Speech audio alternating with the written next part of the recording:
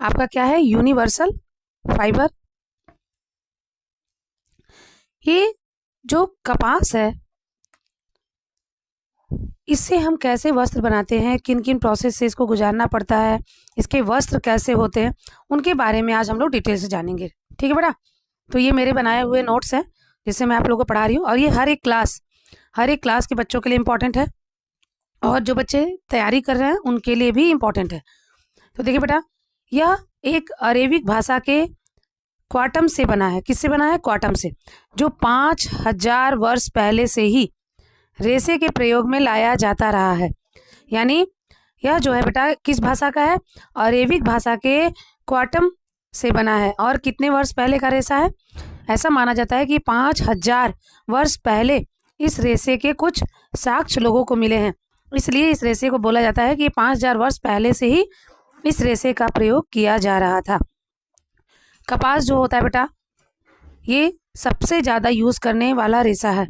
हमारे भारत में कपास का जो उत्पादन है वो सबसे ज़्यादा होता है। और जब यहाँ पर ब्रिटेन वाले आए थे, जब अंग्रेज यहाँ पे शासन करने आए थे, तो वो हमारे यहाँ से कपास यानी रॉ मटेरियल को लेके जाते थे अपने यहाँ, जिससे वो लोग वस्त्र तैयार करके कम दाम पर हमारी मार्केट में ला करके बेचते थे।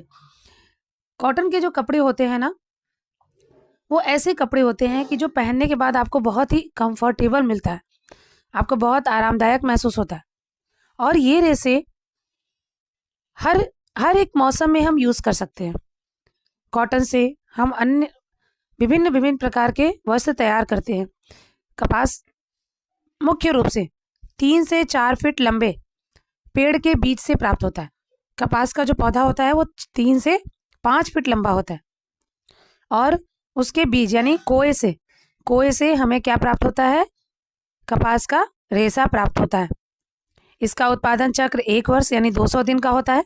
ये भी पूछता है उत्पादन चक्र कितने दिन का होता है, तो 200 दिन का होता है।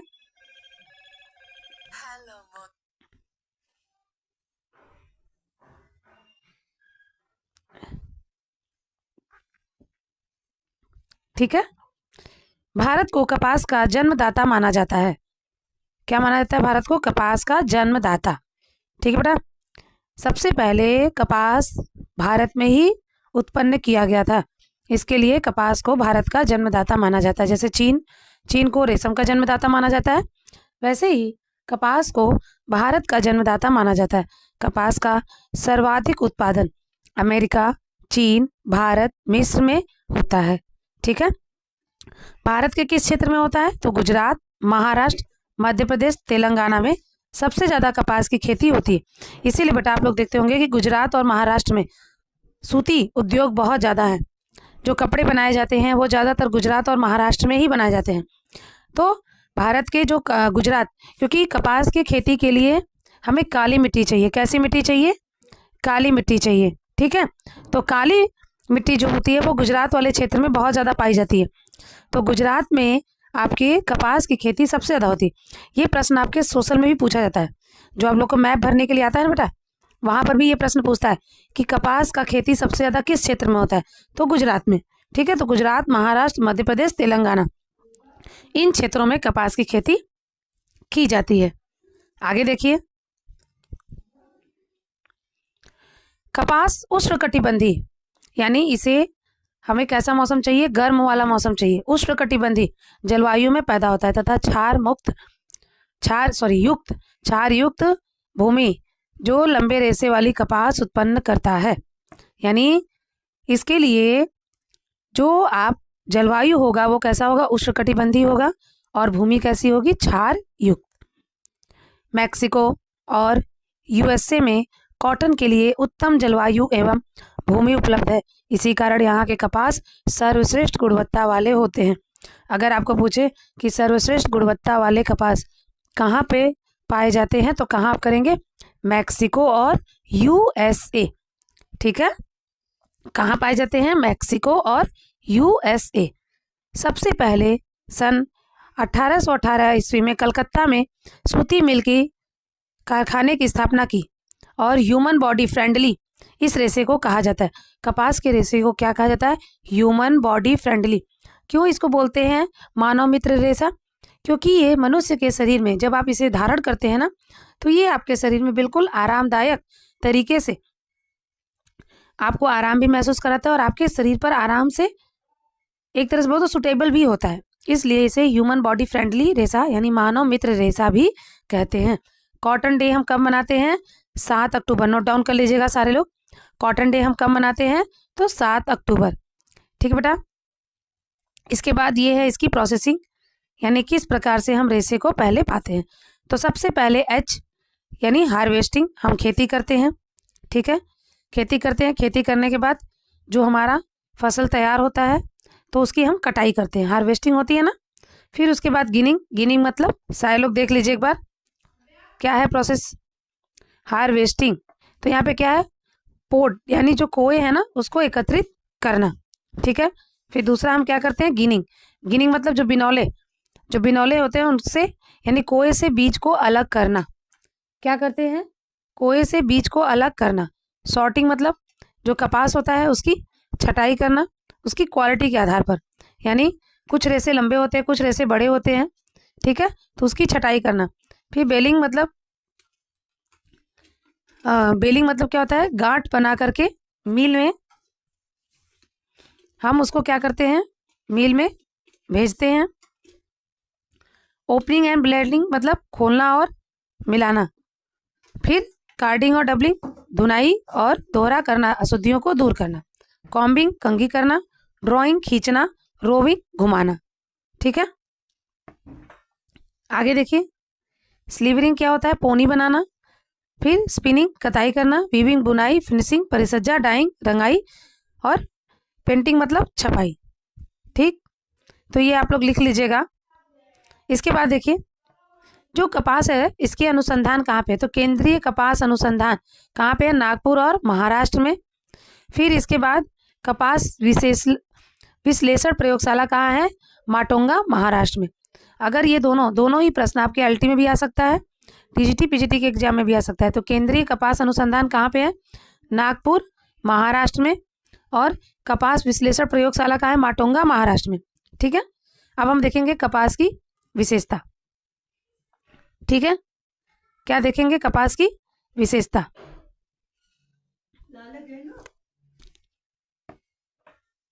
तो अब हम देखेंगे इसकी विशेषता। तो भौतिक विशेषता क्या है बेटा? कपास की भौतिक विशेषता, इसका संगठन, ये एक सेलुलोजिक रेशा है। हम सब जानते हैं बेटा जो वनस्पति से प्राप्त होता है, जो वनस्पति से रेशे प्राप्त होते हैं वो कैसे होते हैं? सेलुलोजिक होते हैं। क्या होते हैं? सेलुलोजिक रेशे होते हैं। ठीक है, और जो जंतु से प्राप्त होते हैं वो प्रोटीन वाले रेशे होते हैं। कौन से रेशे होते हैं? प्रोटीन वाले रेशे। ठीक है, तो कपास हमें किससे मिलता है? वनस्पति से। तो कौन सा रेशा है? सेलुलोज रेशा है। ठीक है, इसके बाद इसका अणु विछड़ी रचना कैसी होती है? तो ये कैसी होती है? देखिए, चपटा बल खाते हुए फीते के समान, यहाँ दिख रहा है आपको कैसा है? चपटा है और बल खाते हुए फीते के समान दिख रहा है। लंबाई, कपास की लंबाई जो होती है सबसे छोटी होती है। कपास के रेशे सबसे छोटे होते हैं। तो क्या होता है? आधा इंच से लेकर के 2.5 इंच।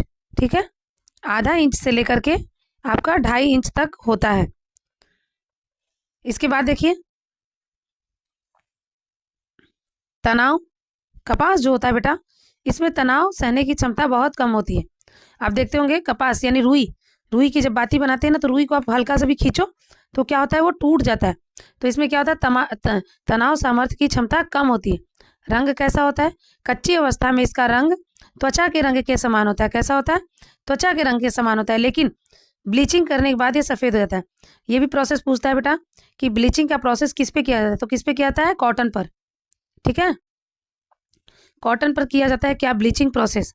ये याद रखिएगा, किस लिए किया जाता है? कपड़े को सफ़ेद करने के लिए। ठीक, चमक प्राकृतिक चमक नहीं होती है, ये खुरदुरे मंद रंग के होते हैं। परिसज्जा द्वारा इनकी चमक और आकर्षण को बढ़ाया जाता है। ठीक है, ये सारे पॉइंट इंपॉर्टेंट है, हर जगह से प्रश्न बनते हैं और हर क्लास के बच्चे को ये समझना जरूरी है बेटा। हर जगह ये है, कहीं ना कहीं आपको टेक्सटाइल है 9, 10, 11, 12 चारों क्लास में आपके टेक्सटाइल है, तो इसको अच्छे समझिए। अब देखिए प्रत्यास्थता। प्रत्यास्थता क्या होती है? तो इसमें प्रत्यास्थता की कमी होती है। सबसे ज़्यादा प्रत्यास्थता किसमें पाई जाती है? ऊन में। किस में पाई जाती है? ऊन में। आप देखते हो उसको खींचते हो ना, खींचते हो तो खिंचता है, फिर छोड़ने के बाद वो अपनी स्थान पर आ जाता है, तो प्रत्यास्थता का अभाव होता है। इसीलिए बेटा कॉटन के कपड़े जैसे होते हैं, आप ज़्यादातर कॉटन के कपड़े जब आप सिलवाते होगे, अपना सूट कुर्ती जो भी, थोड़ा ढीला सिलवाते होंगे, क्योंकि कपड़े जब धुलते हैं ना, तो धुलने के बाद वो कपड़े थोड़े सिकुड़ते हैं, ये फैलते नहीं है। लेकिन ऊनी कपड़े किसी के भी नाप का रहता है, दूसरे लोग भी उसको थोड़ा सा एडजस्ट करके पहन लेते हैं, जिसके कारण इसमें प्रत्यास्थता न होने के कारण बेटा इसमें सीकन जल्दी आता है। ताप संवाहक, ये ताप के अच्छे संवाहक है, इसीलिए तो हम इसे ग्रीष्म ऋतु में पहनते हैं। सूती वस्त्र का उपयोग हम यानी उत्तम होता है ग्रीष्म ऋतु के लिए। फिर नमी सोखने की क्षमता, तो नमी सोखने की क्षमता अधिक होती है, लेकिन लीनन से कम होती है। किससे? लीनन से कम होती है, ठीक है। और इस वजह से ये गर्मी में क्या करता है? पसीना सूखता है। रगड़ का प्रभाव, सूती कपड़े पर रगड़ का कोई प्रभाव नहीं, यानी आप देखते हैं सूती कपड़े को हम लोग खूब रगड़ रगड़ के धोते हैं ना, इसमें ज़्यादा सावधानी बरतने की आवश्यकता नहीं है। प्रकाश व ताप का प्रभाव, तो सूर्य की किरणें इस पर कोई भी हानिकारक प्रभाव नहीं डालती। हम प्राकृतिक रूप से ब्लीच करने के लिए सूती कपड़े को कहाँ रखते हैं? घास के ऊपर फैलाते हैं, धूप में डालते हैं, जिससे क्या होता है? उसका पीलापन कम हो जाता है और उसमें चमक आ जाती है। तो ताप और प्रकाश का इस पर कोई प्रभाव नहीं पड़ता। संकुचन, सूती वस्त्र पानी में डालने पर कभी कभी सिकुड़ जाते हैं और इसकी परिसज्जा द्वारा संकोचन प्रतिरोधकता लाई जाती है, ठीक है। इसमें सिकुड़ने की क्षमता होती है। सूती कपड़े को अगर आप मोड़ देते हो तो मुड़ जाता है।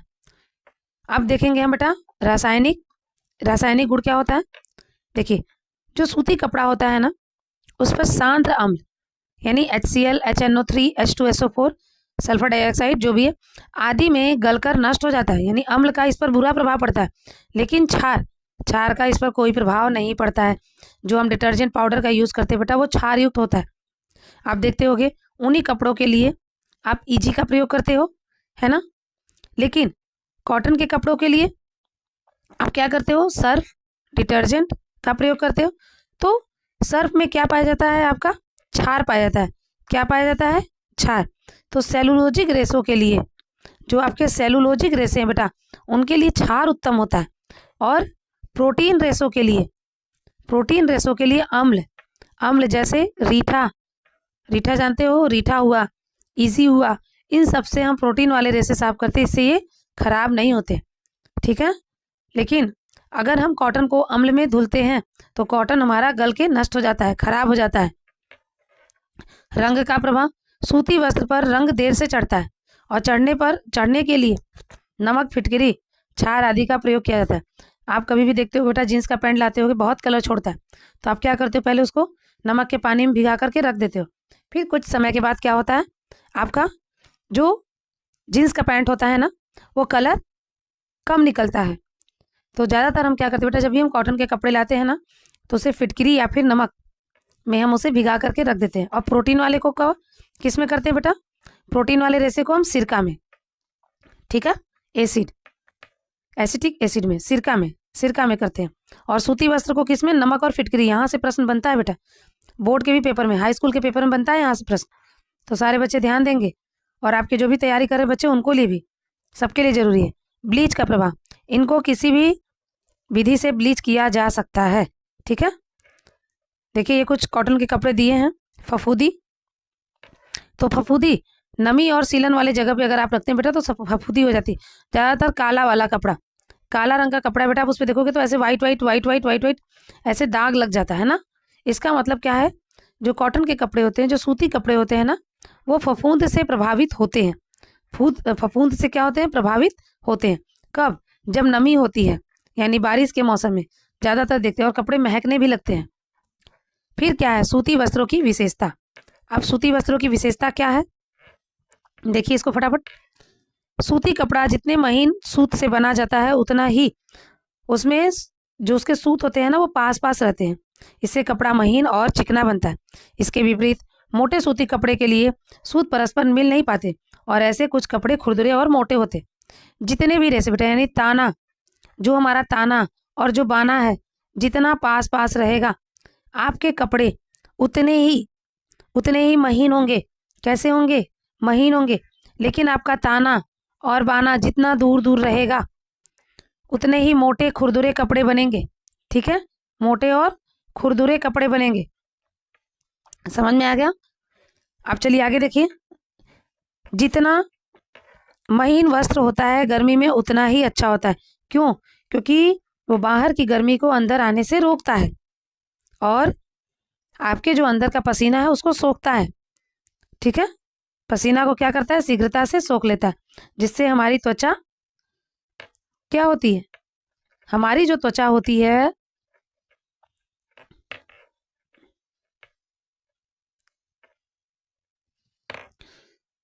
वो उस पसीने को बहुत जल्दी से क्या कर लेती है बेटा?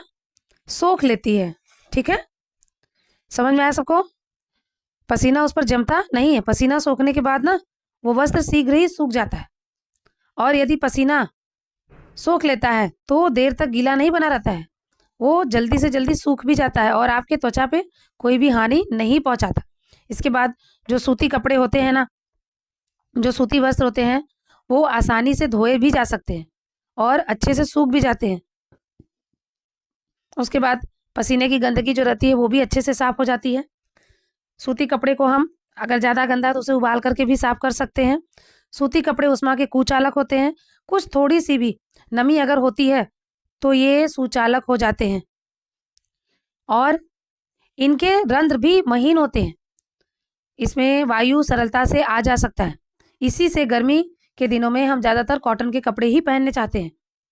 यह वायु उष्मारोधक होने के कारण शरीर की गर्मी को ना तो बाहर निकलने देता है और ना ही गर्मी को शीघ्र ही अंदर प्रवेश करने देता है। इस कारण से हम गर्मी के मौसम में सूती वस्त्र पहनते हैं। बोर्ड के पेपर में बेटा ये प्रश्न जरूर पूछता है कि ग्रीष्म ऋतु में हमें कैसे वस्त्र पहनने चाहिए, या गर्म प्रदेश में रहने वाले लोग कैसे वस्त्र पहनते हैं। तो कैसे पहनते हैं? सूती वस्त्र पहनते हैं। इस पर रंग आसानी से चढ़ जाता है किंतु स्थायी नहीं होता है। आप देखते हो बेटा, कॉटन के कपड़े अगर देर तक अगर आप धूप में रख दिए तो उसका रंग हल्का हो जाता है, फेड हो जाता है। क्या हो जाता है बेटा? रंग जो होता है ना वो फेड हो जाता है।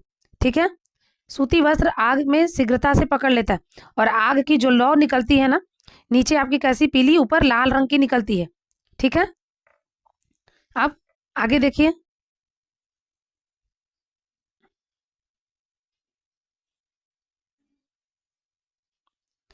यहाँ पे कुछ शॉर्ट में मैंने लिखा है बेटा, अगर आप चाहें तो यहाँ से नोट डाउन कर सकते हैं। ठीक है, देख बेटा शॉर्ट में कैसे आप करेंगे। शॉर्ट में कैसे? कपास की विशेषता। अब हम देखेंगे भौतिक संगठन। ये कार्बोक्सिल समूह का एक कोशिकीय रेशा होता है। कैसा होता है? एक कोशिकीय। इसमें सेलुलोज 90% और जल जो है 5 से 8%। शेष जो होती हैं वो अशुद्धियाँ। सिल्क और ऊन से अधिक भारी तथा लचीला कम होता है। क्यों? इसमें फ्लेक्सिबिलिटी कम होती है, इसलिए ये लचीलापन कम होता है। किससे? रेशम और ऊन से। पीले लौ के साथ जलता है, और जलने पर कैसी महक देता है बेटा? कागज के जैसी गंध देता है। इसकी लंबाई आपका आधे इंच से 2.5 इंच, 1.5 इंच से 2.5 इंच ऐसे लगभग होता है। इसकी संरचना चपटी, घुमावदार, बल खाते हुए फीते के समान होती है। रंग सामान्यतः सफेद होता है, परंतु कभी कभी हल्का ब्राउन कलर भी हमें देखने को मिलता है। किसके लिए? नाइट्रोजन की उपस्थिति के लिए। जो नाइट्रोजन इसमें होता है ना बेटा, नाइट्रोजन यानी इसमें नाइट्रोजन उपस्थित होता है, जिसके कारण इसका रंग हमें कैसा दिखता है? पीला दिखता है। किसकी वजह से बेटा? नाइट्रोजन। ठीक है, लिख लीजिएगा आप लोग। फिर इसके बाद इसका जो डायमीटर यानी व्यास होता है वो 16 से 20 माइक्रोन होता है। ठीक है, कितना होता है? 16 से 20, ये इंपॉर्टेंट है। फिर माइक्रो, अब देखिए मर्सराइजिंग से हम क्या करते हैं? इसमें चमक ला सकते हैं। ताप सहने की क्षमता लिनन में के समान ही होती है। ये ताप को सह लेते हैं, यानी जब हम इस पे प्रेस करते हैं ना तो बहुत ज़्यादा हाई टेम्परेचर पे करके प्रेस करते हैं। गीली अवस्था में इसकी मजबूती 30% बढ़ जाती है। यहाँ से भी प्रश्न पूछता है, गीली अवस्था में इसकी मजबूती कितना बढ़ जाती है? 30%। प्रकाश का हानिकारक प्रभाव पड़ने से ये पीलापन हो जाता है। नमी सोखने का गुण होने के कारण शीघ्र फफूंदी यानी 7 से 8% तक फफूंदी लगने का चांस रहता है इसमें। ठीक है, प्रत्यास्थता यानी जो इलास्टिसिटी होती है, जैसे आप रबड़ देखते हो, रबड़ को जब आप खींचते हो तो रबड़ खींच जाता है लेकिन वापस से अपने स्थान पर आ जाता है। लेकिन कपास में ऐसा कोई भी गुण नहीं पाया जाता है। इसका तनाव सामर्थ्य का गुण नहीं होता है। घनत्व कितना होता है? 1.50। अब हम देखेंगे रासायनिक। अम्ल का प्रभाव बुरा पड़ता है, हमने देखा ना, हमें इसे किससे धुलना होता है? क्षार से। ठीक। एल्कलाइन का प्रयोग अच्छा होता है। रंग को पक्का करने के लिए नमक फिटकरी का प्रयोग करते हैं। किसी भी ब्लीच का प्रयोग किया जा सकता है। घरेलू तौर पे सोडियम हाइपोक्लोराइड का प्रयोग करते हैं। ठीक है, हाइड्रोजन पेरोक्साइड और सोडियम हाइपोक्लोराइड, ये लिख लीजिएगा और याद कर लीजिएगा, ये पूछता है। ठीक। पसीने का इस पर कोई भी बुरा प्रभाव नहीं पड़ता है। ठीक है बेटा, तो आज मैंने आप लोगों का कॉटन पूरी तरीके से कंप्लीट कर लिया, हर एक पॉइंट को मैंने समझाया है। तो आज के लिए बस इतना ही रखते बेटा। नेक्स्ट वीडियो में मैं आप लोगों को लिनन को समझा दूंगी, और जहाँ हो सके वहाँ पर आप लोग जहाँ भी इंपॉर्टेंट लगे जरूर नोट डाउन कर लीजिएगा, अपना शॉर्ट नोट तैयार कर लीजिएगा। ठीक है बेटा, तो आज के लिए बस इतना ही। थैंक यू सभी को।